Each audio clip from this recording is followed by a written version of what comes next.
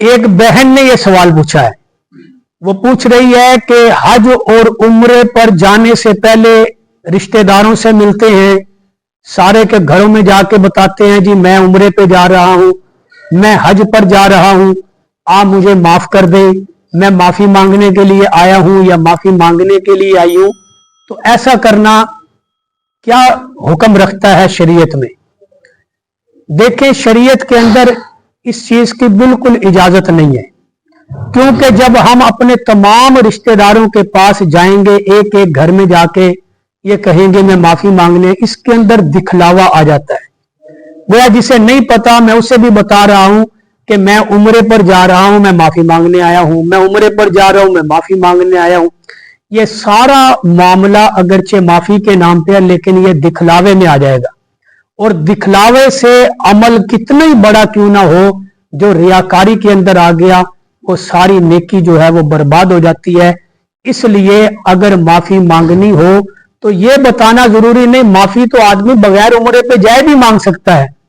ये जरूरी नहीं कि उम्रे पे जा रहा हूं तो मैं रिश्तेदारों से माफी मांगू, बगैर उम्रे पे जाए रिश्तेदारों के पास जाए कि भाई मैं माफी मांगने के लिए आपके पास आया हूं, फिर पता लगेगा कि वाकई ये माफी मांगने गया था या अपने उम्रे का बताने के लिए गया था।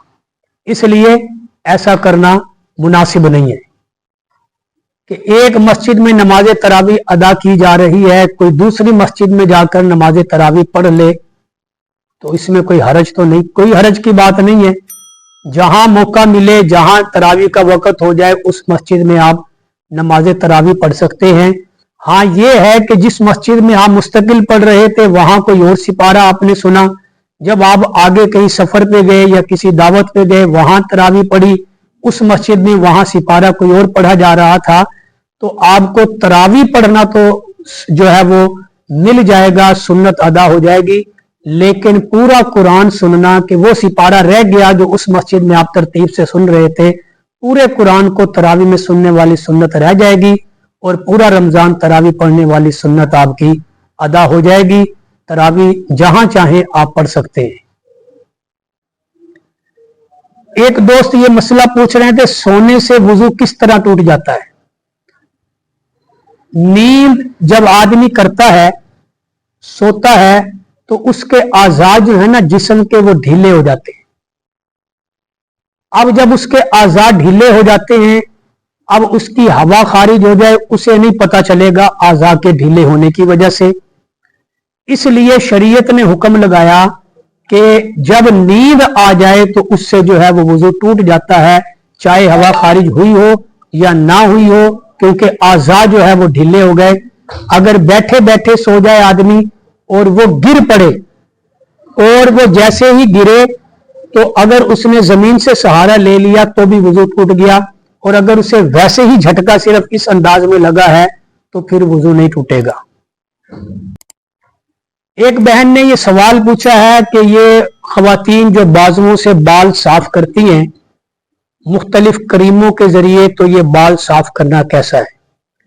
औरतों के लिए ये बाल साफ करना जायज है, वो कर सकती हैं।